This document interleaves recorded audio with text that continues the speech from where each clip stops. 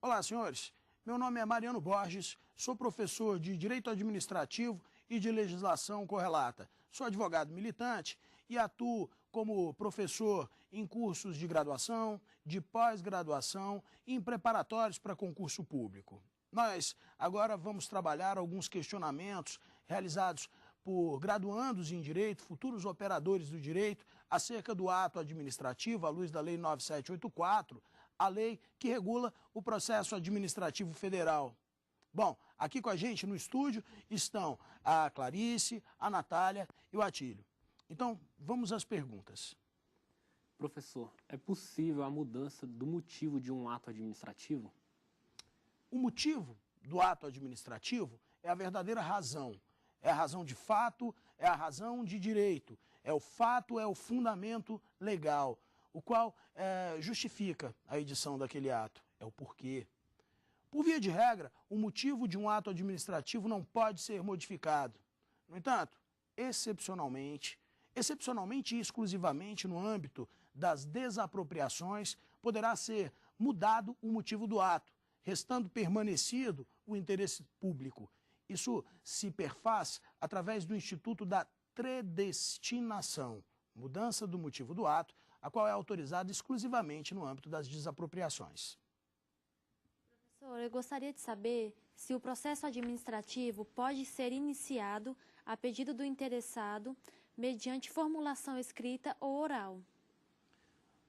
Olha, o processo administrativo ele pode se iniciar de ofício pela própria administração. Esse é um dos importantes princípios norteadores, princípio implícito norteador dos processos administrativos, qual seja o princípio da oficialidade. No entanto, inicia-se também mediante requerimento. O requerimento, por via de regra, deve ser escrito, deve conter o nome, o endereço, a designação do órgão ou entidade competente, o questionamento, o pedido, e deve ser assinado, contendo o nome e o endereço do requerente. Excepcionalmente, havendo disposição legal específica, poderá ser iniciado oralmente, mas aí em casos excepcionais. Professor, em relação ao processo administrativo e à Lei 9784, eu gostaria de saber se a autoridade ou o servidor que tenha amizade íntima ou inimizade notória com alguns dos interessados ou com os respectivos cônjuges, companheiros, parentes ou afins até o 3º grau, estão impedidos de atuarem no mesmo processo. Essa situação trata-se da suspeição. Amizade íntima, inimizade notória, isso torna a autoridade administrativa suspeita para atuar no processo. Agora, ele possui um interesse direto ou indireto na matéria, ter atuado ou vir atuar como procurador ou perito no processo, isso o impede. Impedimento é algo mais grave no âmbito dos processos administrativos. Haja vista, a alegação de suspeição não sendo arguida tempestivamente gera a preclusão quanto à posterior alegação. No entanto, o impedimento deve obrigatoriamente ser arguido, alegado pela autoridade administrativa que encontrar-se nessa circunstância, pois senão a própria norma é clara, dentre os artigos 18 a 20, a dizer o quê? Que a autoridade administrativa que encontrar-se em circunstância de impedimento e não se alegar como tal, estará sujeito a penalidade grave para efeito administrativo. Uma outra pergunta nesse tema, a qual é bastante usual, bastante comum, é perguntar se trata-se o impedimento de abuso de poder, ou seja, de extrapolação da competência. Não. Não se trata o impedimento e a suspeição de abuso na modalidade excesso. Não se trata de excesso de poder, haja vista, trata-se de uma incapacidade subjetiva do agente. Ou seja, trata-se de uma circunstância de natureza pessoal. Professor, eu formulei 2 perguntas em relação ao abuso de poder. A primeira é: o excesso de poder torna o ato nulo? O abuso de poder pode revestir-se em 2 modalidades. Abuso de poder na modalidade excesso e abuso de poder na modalidade desvio. O abuso de poder, quando se trata da modalidade excesso, a autoridade até é competente, mas ultrapassa os limites dessa competência. Naturalmente, trata-se de vício, trata-se de patologia acerca do elemento competência. Exemplo disso a gente pode mencionar o processo administrativo disciplinar, em que a comissão detém uma competência, segundo a Lei 8.112, para quê? Detém competência para sugerir qual penalidade seja aplicada. Se ao invés de só sugerir a penalidade, vai lá e efetivamente aplica a penalidade, ultrapassou o limite da sua competência, não é? E, nesse sentido, praticou excesso de poder. Abuso de poder na modalidade desvio, trata-se do próprio desvio de finalidade. Nessa circunstância, foi burlado de forma frontal o próprio interesse público. O abuso de poder na modalidade desvio é a conduta mais insidiosa, é a conduta mais grave possível de ser praticada por uma administração ou por um administrador. Professor, eu gostaria de saber qual a diferença entre ato e fato administrativo. Fato e ato. O fato é um acontecimento, um evento material da natureza. O ato é uma conduta voluntária, pré-ordenada. O fato e o ato, quando produzem efeitos jurídicos, disse que são fatos e atos jurídicos. A administração pública pratica vários atos, várias condutas produtoras de efeitos jurídicos. Quando efeitos jurídicos produzem efeito na órbita, na seara do direito público, dizemos que são os atos da administração. Esses atos da administração dividem-se em atos de direito privado e atos de direito público. Os atos da administração de direito público nós chamamos de atos administrativos. Embora na grande maioria das atuações da administração pública atue praticando seus atos administrativos, eventualmente também pratica atos predominantemente regidos por regras de direito privado, o qual chamamos de atos da administração. Então, a gente também pode conceituar uma diferenciação entre fato e ato administrativo. Olha, a morte é um fato, é um acontecimento, é um evento, na maioria das vezes, da natureza, não é? Morte de um servidor. Bom, a morte de um servidor, ela é um fato que gera uma consequência no mundo jurídico-administrativo, porque com o falecimento desse servidor há uma vacância, um cargo fica vago e posteriormente deverá haver um novo provimento. Bom, um ato jurídico-administrativo, por exemplo, a nomeação mediante o provimento desse servidor. Então, o ato e o fato diferem-se por quê? Porque um é um acontecimento, um evento material, ao outro é uma manifestação de vontade. Ato administrativo é toda manifestação unilateral da administração pública que, agindo nessa qualidade, tenha por fins imediatos modificar, adquirir, resguardar, transferir, extinguir direitos ou impor obrigações, a si própria ou aos seus administrados. O que é repristinação e quando ela acontece, professor? Repristinação no direito administrativo brasileiro é possível sim, a repristinação de um ato. Fica mais fácil a gente entender com um exemplo. Digamos que determinado órgão público, que um tribunal, funcione todos os dias em expediente normal, de 8 às 19 horas. No entanto, a sua administração, percebendo pouca demanda de trabalho, enfim, no intuito de economizar com as despesas do tribunal, resolve que o funcionamento passa a ser, por uma portaria, em determinado momento, de meio-dia às 19. Posteriormente, revoga o ato que fez com que o horário de funcionamento fosse reduzido, ou seja, o segundo ato.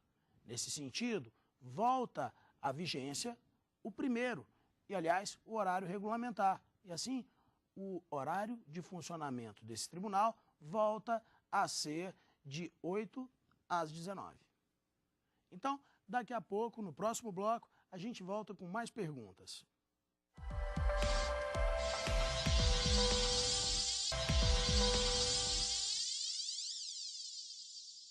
Então, nós estamos de volta para responder perguntas acerca do ato administrativo à luz do processo administrativo federal, da Lei 9784/99. Professor, eu gostaria de saber o que é convalidação dos atos administrativos. Para falar da convalidação, é importante a gente saber o que é um ato válido. Um ato válido é um ato que encontra-se em conformidade com o ordenamento jurídico, encontra-se em conformidade com a norma, em conformidade com a lei, em conformidade com os princípios gerais de direito. Um ato eventualmente inválido, aquele que padece de vício, ele eventualmente pode ser aproveitado, convalidado. Convalidar é tornar válido o ato que padece de vício, desde que esse vício seja um vício sanável. São considerados vícios sanáveis os vícios de competência e de forma. Competência e de forma, desde que não tenha sido beneficiado terceiro de má fé e não tenha sido gerado prejuízo à administração pública. Gostaria de saber se o ato editado por autoridade administrativa incompetente é perfeito? Ora, o ato editado por autoridade administrativa é perfeito? Sim, o ato editado por uma autoridade administrativa é perfeito, porque perfeição, senhores, é sinônimo de existência. Então, se o ato existe, ele é perfeito. Se ele é válido, bom, aí é outra história. O ato editado por uma autoridade administrativa incompetente é perfeito, pois ele existe. Então, ele formou-se. Então, ele completou o seu ciclo de formação. Pergunto aos senhores, qual seja o ciclo de formação de um ato administrativo? Os elementos, competência, finalidade, forma, motivo e o objeto. Agora, se a autoridade é incompetente, não é? Conquanto esse ato seja perfeito, ele é inválido. Professor, o processo administrativo é informal? Olha, um dos importantes princípios reguladores dos processos administrativos é o princípio do informalismo. Não é? Não serão exigidas nos processos administrativos formalidades, a não ser que a lei assim pontualmente o faça, em determinadas circunstâncias. Embora a própria lei decorra do princípio implícito, do princípio, o informalismo dos processos administrativos, a gente sabe que também não é esse informalismo todo, porque as representações devem ser escritas, o processo deve ser em língua portuguesa, deve ter as páginas sequencialmente numeradas, deve ter a designação do órgão ou entidade competente quanto à matéria, mas, sem dúvida nenhuma, vigora o princípio da instrumentalidade das formas, o princípio do informalismo, segundo o qual a forma não representa um fim em si mesma, a forma é um meio. A forma é o meio para se chegar à finalidade do processo, que é trazer à tona a verdade dos fatos. E assim, satisfazer da melhor maneira o interesse público, ao passo que realiza um controle dessa atividade, que protege, que garante, que defende esse interesse perante a sociedade. Professor, a delegação de ato administrativo abrange toda atividade desempenhada pela administração? Delegar é transferir competência ou parte dessa competência. Delegar é transferir. Quando pode ser delegada? Olha, a competência ela pode ser delegada para atender circunstâncias de índole técnica, jurídica, territorial, social, econômica. Então, assim, nós podemos perceber que a delegação é regra, é possível. Agora, não são possíveis a delegação de 3 atos administrativos. A Lei 9784, na inteligência do dispositivo do artigo 13, pontua ser vedada a delegação dos atos normativos, da competência exclusiva de órgão ou autoridade e a competência para apreciação de recursos em processos de natureza administrativa. Havendo hierarquia, havendo subordinação, a delegação não só é possível, como sequer é necessário que haja o consentimento da autoridade inferior hierarquicamente. Mas, ainda que não haja hierarquia e ainda que não haja subordinação, a delegação será possível, sendo, nesse caso, obrigatório que haja o consentimento. Por exemplo, o DETRAN é uma autarquia estadual. O DETRAN delega às polícias militares estaduais o exercício do poder de polícia de trânsito. E não existe hierarquia entre o DETRAN e a PM. Bom, para que a PM exerça essa competência delegada, tem que consentir e consente por meio de um convênio celebrado entre o DETRAN e a PM. Professor, autoexecutoriedade é atributo de todos os atos administrativos? Autoexecutoriedade é o atributo segundo o qual o ato administrativo será inevitavelmente executado, independente de ordem ou decisão judicial. Você imagine que a cada ato administrativo que precisasse ser imediatamente executado, a administração tivesse que ter uma ordem judicial. Bom, a administração pública não ia conseguir executar nada e o Poder Judiciário também não, né? Porque ia ficar repleto de demandas administrativas. Então, autoexecutoriedade possibilita que a administração execute o seu ato, independente de ordem ou decisão judicial. Agora, é importante a gente observar que autoexecutoriedade não é um atributo de todos, a autoexecutoriedade não é uma qualidade de todos os atos administrativos. E necessita e carece de previsão em lei ou de tratar-se de uma circunstância de urgência ou emergencial. Professor, todos os atos administrativos devem ser motivados? O elemento motivo do ato administrativo é aquele segundo o qual o ato deve ter uma razão de fato e uma razão de direito, um fato e um fundamento legal. Motivo é a razão de fato e de direito que enseja a prática de determinado ato administrativo. São os fatos e são os fundamentos legais. Lembrando que a presença do motivo resguarda, faz com que a gente possa vislumbrar de maneira efetiva no ato a própria legalidade. Haja vista, o ato se relaciona a um fato que cumpre uma relação com um fundamento da lei. Isso retrata a própria legalidade. Bom, por via de regra geral, não é, os atos administrativos devem ser motivados. Motivo, razão e motivação.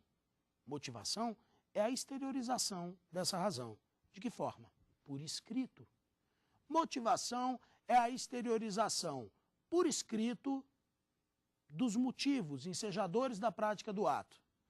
Olha, a doutrina, cada vez mais crescente, preleciona acerca da obrigatoriedade de motivação de todo e qualquer ato administrativo. Não obstante, o diploma do processo administrativo, e é importante lembrar que a Lei 9784, embora sua ementa de forma patente, diga tratar-se da Lei do Processo Administrativo Federal, é ela quem traz importantes dispositivos acerca do ato administrativo e nesse diapasão fala da competência, fala da delegação, fala da avocação, fala da convalidação, da anulação, da revogação e também fala da motivação. Segundo, a inteligência do dispositivo do artigo 50 da lei, é facultativa a motivação dos atos discricionários e, dentre outras hipóteses, obrigatória a motivação do ato vinculado, do ato que aplique penalidade, do ato que dispense ou inexija processos licitatórios, dos atos que sejam baseados em pareceres devidamente fundamentados. Então, o que a gente pode aduzir claramente do dispositivo é que a motivação de um ato discricionário, essa sim, é facultativa. Então, nem todos os atos administrativos obrigatoriamente devem ser motivados segundo o expresso texto da lei. Agora, é importante tomar cuidado, que ainda que se o ato seja discricionário e for realizada a sua motivação, a administração vincula-se ao motivo elencado. E é isso que preleciona a teoria dos motivos determinantes, segundo a qual o motivo alegado pela administração pública para justificar a prática de um ato vincula a sua atuação, e a alegação de um motivo falso, inexistente ou incorretamente qualificado tornam o ato nulo. Professor, o motivo e o móvel do ato administrativo são sinônimos? Olha, agora há pouco a gente discorreu quanto ao fato de que motivo é a razão. Motivo é a razão, motivo é o porquê. É muito comum nos manuais a gente encontrar a inferência de motivo como o porquê. Eu, pessoalmente, gosto de fazer a referência do motivo como a razão, porque a razão de fato é a razão de direito. É um fato e um fundamento legal. Motivo é o fato e o fundamento legal. Todo ato administrativo tem um motivo. O móvel é a intenção do agente. O móvel é a apreciação quanto à intenção do agente ao praticar o ato. Tem uma explicação que eu acho muito boa, como sempre são as explicações do professor Celso Antônio Bandeira de Mello, com muita propriedade, na página 402 do seu Manual de Direito Administrativo, 20ª edição. Ele faz a diferença do móvel e do motivo. Lembrando que a importância de identificar a intenção do agente na edição de um ato administrativo reside para que possamos avaliar o ato discricionário e a sua legitimidade, fazendo um controle muito mais abrangente do que a legalidade em sentido estrito. Então, móvel é a intenção do ativo, do agente. O motivo é a razão. Todo ato tem um motivo. Bom, não existe um sentido de avaliarmos a intenção do agente quando o ato é vinculado, pois se no ato vinculado há uma única conduta possível de ser praticada e a lei diz qual é. E nesse sentido, a lei diz competência, a lei diz finalidade, a lei diz forma, a lei diz o motivo e a lei diz o próprio objeto. Conquanto nos atos discricionários, onde existe uma relativa liberdade na atuação do agente, dentro dos limites da lei, a gente percebe que existe mérito, que existe discricionariedade, que existe oportunidade e conveniência. Nos atos discricionários, a apreciação do móvel, ou seja, da valorização subjetiva da intenção do agente, é muito importante para que se faça o controle do ato administrativo. Agradeço a presença dos senhores, motivo de muita satisfação tê-los aqui. Faço agradecimentos penhorados à TV Justiça pelo espaço, pela oportunidade. Agradeço aos senhores telespectadores por ter nos acompanhado ao longo desse curso. Motivo de satisfação poder estar aqui nesse espaço. Desejo aos senhores, às suas famílias, felicidade. Desejo que os senhores fiquem com Deus e não se excedam. Tem dúvidas sobre o assunto? Mande um e-mail para a gente, saberdireito@stf.jus.br. E você também pode estudar pela internet, www.tvjustiça.jus.br.